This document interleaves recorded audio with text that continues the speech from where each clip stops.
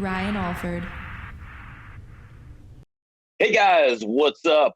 Welcome to the latest edition of the Radcast. It's Friday, April 9th, and I come to you live from sunny Las Vegas.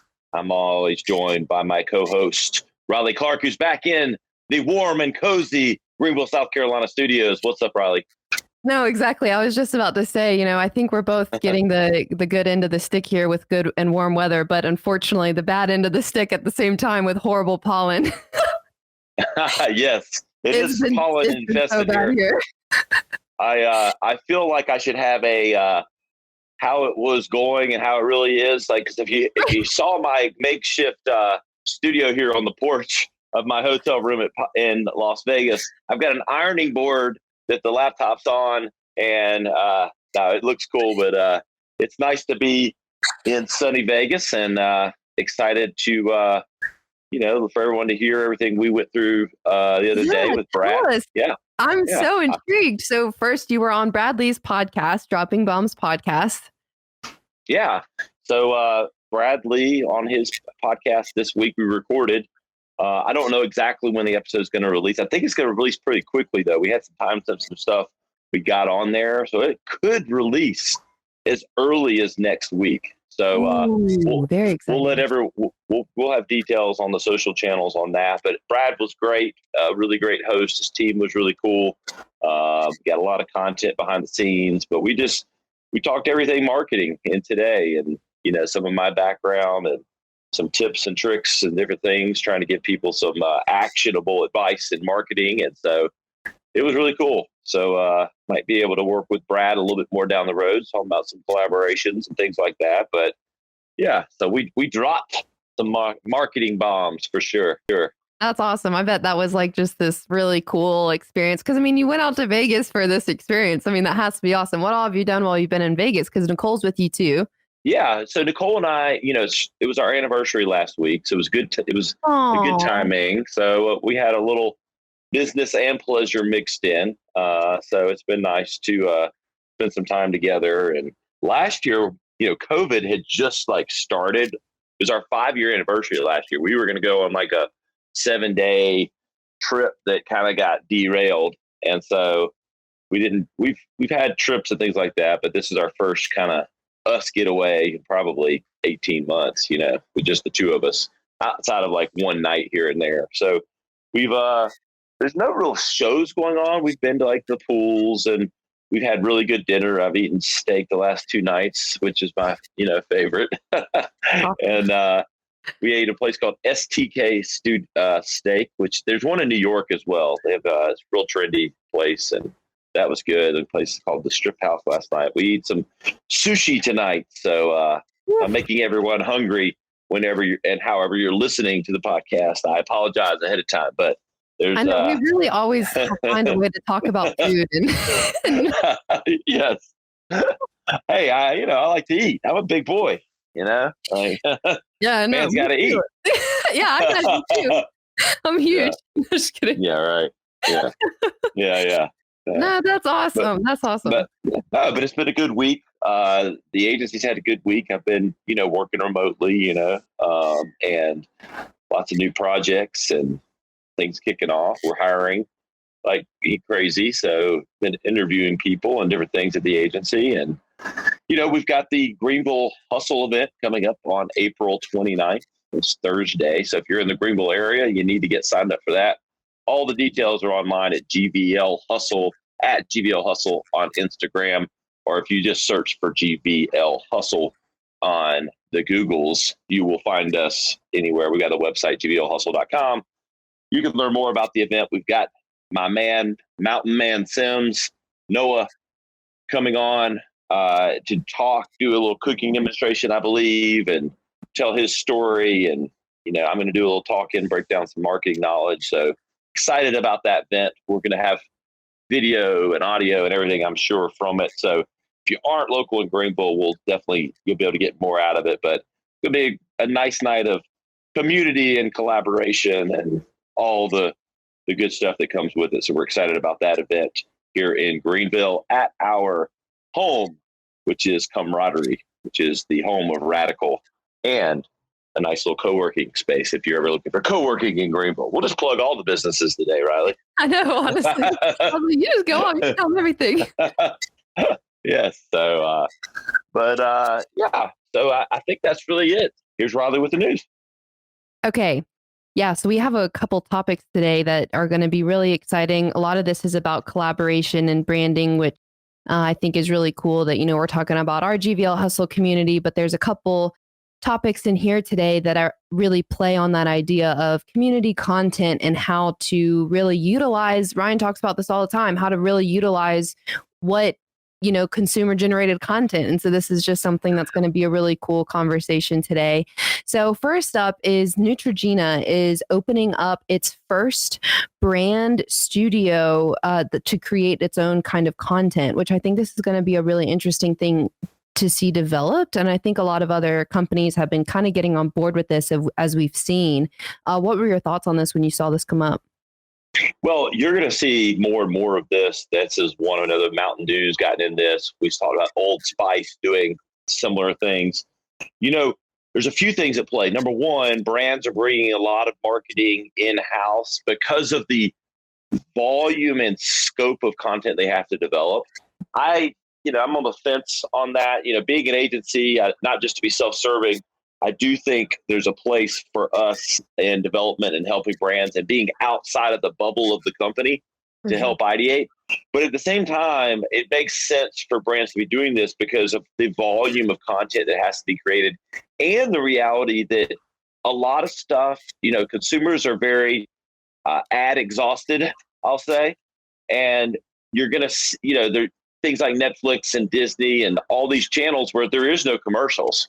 So you're going to see brands develop longer form content where they're more the sponsor of it, and they develop it. Like, I saw that Neutrogena is developing a couple movies or, documentaries and things like that. And so you're going to see more and more of these types of things because brands got to find a way to get their impressions out there to be seen and heard, while also being a more organic experience where it's not just heavy-handed ad in your face, as you're scrolling down your feed.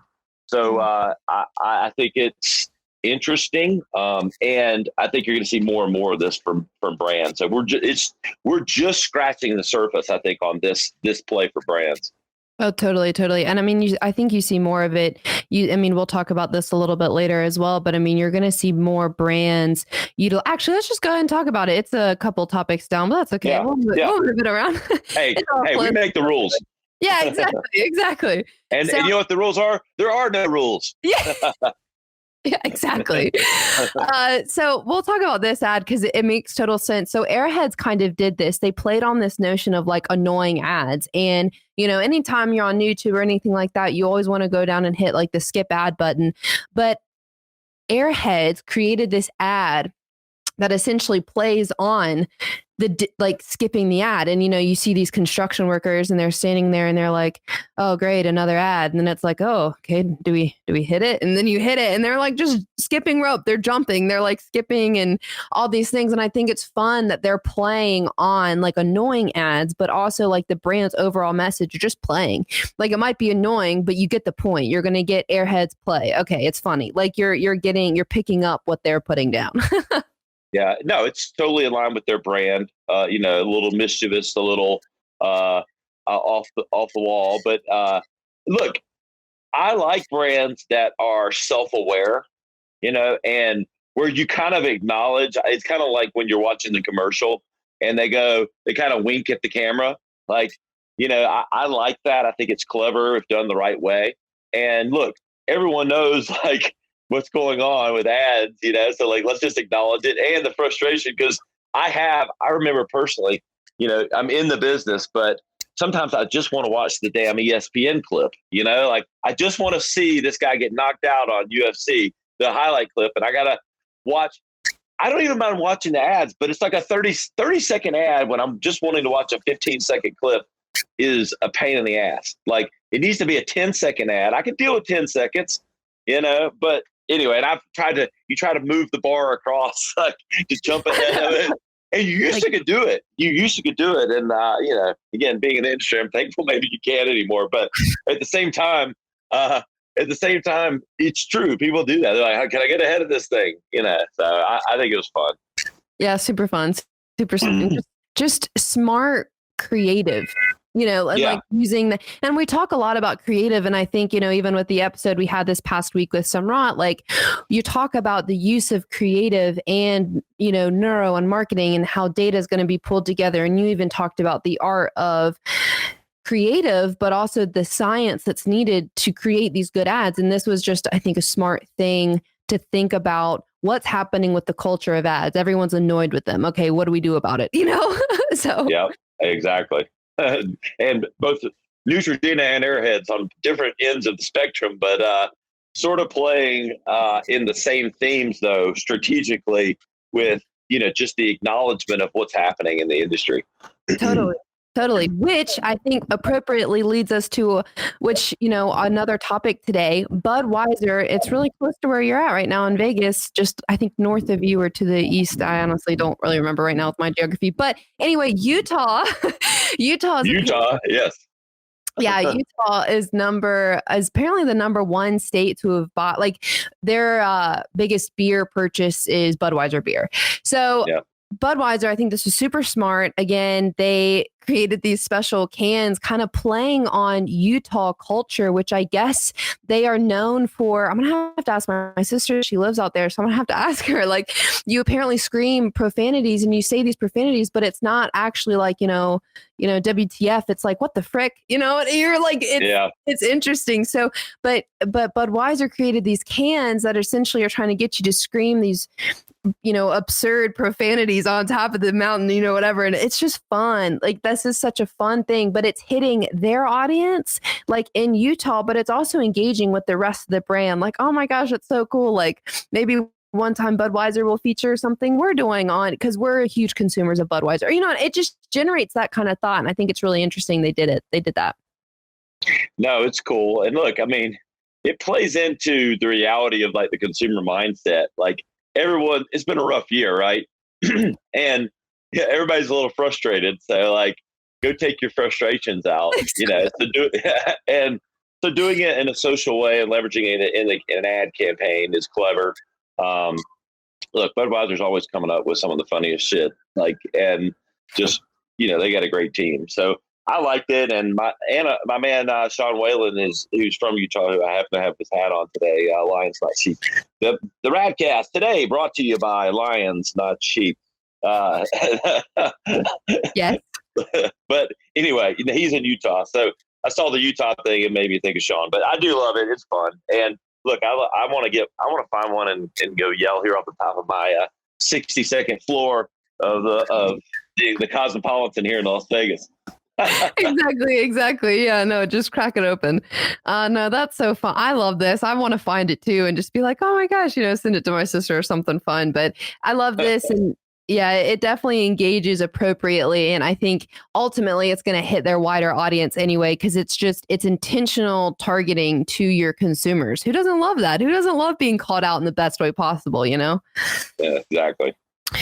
And then our next topic today. So Facebook is generating this it's essentially kind of like a Clubhouse and Instagram Live combined, which totally plays, and you talk about this all the time as well, playing on this notion of real-time content and conversation. And they're developing this. It's going to be super cool to see, the stages of it. What were your thoughts when you saw this? I definitely think it plays on Clubhouse and Instagram Live pretty well. So yeah, it's called Hotline. Get on the hotline. It's kind of, what's so funny is what's old is new again. It's like hotline is an old radio term. Like, get on the hotline. And now, Clubhouse is essentially AM radio, on steroids. Exactly. And so, it felt a little early 2000s to me. I was like, Yes, but no, I mean, it's cool. Like, you're going to see, I like to see how the stimulation of innovation happens when new things come out. Clubhouse comes out, which I said didn't feel that new to me because of Gab a video version of Clubhouse that I was on in 2014. That ended up fading out. But these things are coming more mainstream. I get notifications every day on Clubhouse that literally people that I never would have thought. Like when you think of like beta testing and like early entry, I think everyone but my mother is on Clubhouse now. But so you're going to see these integrations. Like I haven't had time, and I think it's still in beta, like to play with Hotline. But it's this notion of being able to ask questions for experts. So it's that notion of kind of the blend of both Instagram Live and Clubhouse, and they kind of just doesn't matter that, and that's what it seems like because what happens with Instagram Live, if you think about it, you get on and you've got the feed of people that are watching, but not everyone can get in. You can only have up to 4 people now with Instagram Live. So it's still, again, back to that stages notion. Instagram Live is still kind of a stage versus kind of that around the water cooler where anyone can talk that Clubhouse is.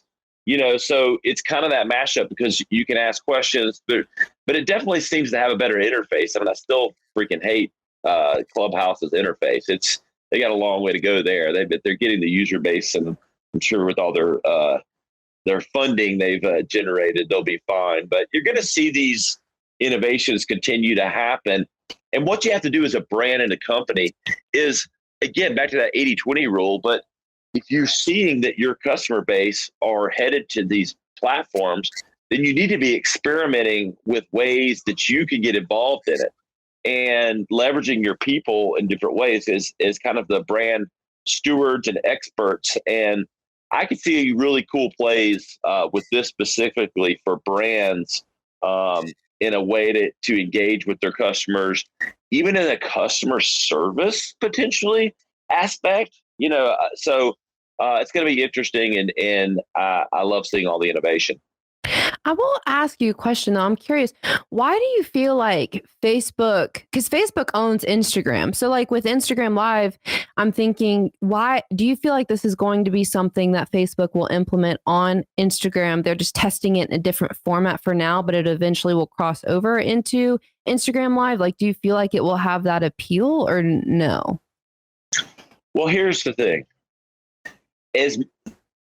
I think we do this naturally because everyone knows that Facebook and Instagram are the same. Facebook owns Instagram. That's exactly. And so I think thus we forget that they're two very different platforms. We lump them together. True. But they have very different user bases, and they have a very different engagement experience. Yes, over time, it's gotten closer. But it's still, with Instagram, I'm looking for snackable, quick images or videos. I'm not reading a ton of captions. I'm scrolling on whatever. Facebook has become more of the community hub, and you spend, people are, writing, 5 paragraphs about stuff. You're spending a little bit more engagement there. It's not just snackable. You've got long form video. You've got other things. You're kind of in the community. And so something like this makes sense for Facebook. And I think Instagram Live is the closest thing you'll probably see to this for, why and how they'll be different. So I think, we kind of on the surface think, well, won't they just launch this on, well, maybe, but I think there's still different platforms that have different engagement experiences. No, you're right. You're absolutely right. I think it'll be interesting to follow, and obviously we'll be following it here. Yes, we will. That's what we do. Okay. And then our last topic for today is, I loved this. I saw it first on TikTok, actually, which I felt like you would think was interesting. So Google put out their commercial. It felt very similar to the Super Bowl commercial they did. What is it? My time's running together, but like 2 years ago or something. But it was the vaccine commercial, and essentially it's like playing this, Google search bar, and it's the word quarantine, and then the vaccine, and then it gets into this part. It's like it's promoting, getting the COVID vaccine. So that way, now you're seeing things come open. And it was just this very emotionally charged video. And it's awesome. It was beautiful. I loved it. Did you see it already? I saw it first on TikTok. Where did you see it first? I saw it got in my news feed. I get all these news like updates, like Google Trends and different things like that. And I got notification of it. Then I watched it on YouTube or wherever I hit link to. Right. I think I saw it, the back end of it on TV the other night. Like after I'd seen it, I think there was a TV on at one of the bars or the restaurants we were at, and I swear I caught like part of it. Like, it looked familiar. It was a Google commercial. I think it was the back end of it. Yeah. What did you think about it? It's a powerful spot. It's this. You think about and what Google's trying to say is they're part of the fabric of America, where how many times a day do you do a search for different things, and the consumer mindset, going from it's kind of like going from fear to hope, to the sentiment of America can be read through your Google searches, like literally, because you're searching, everybody's scared at the beginning. They're looking vaccine, they're looking for impacts of COVID or symptoms of COVID, and now moving towards hopefully reopening, and getting more people vaccinated and things like that, and encouraging them. The only thing, I'm not crazy about brands that are too heavy-handed on personal choices, but I think universally, everyone's trying to look out for the common good. I think sometimes there's a fine line of what the common good is. That's my only kind of trepidation. And I'm not saying it here or that I don't agree with what they're trying to do, but I think there becomes a fine line. But it was I thought the spot was really nice.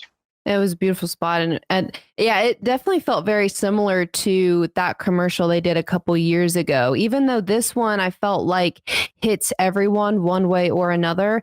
And the other one, I feel like just pulled at your heartstrings. I felt this one was more of the emotional connection because we're all living that, like in some way or another, like we've all been living that quarantine experience. And so I think it was a really cool spot too. And I like how it pulled everyone together. It felt very united. And I kind of really liked that idea of it.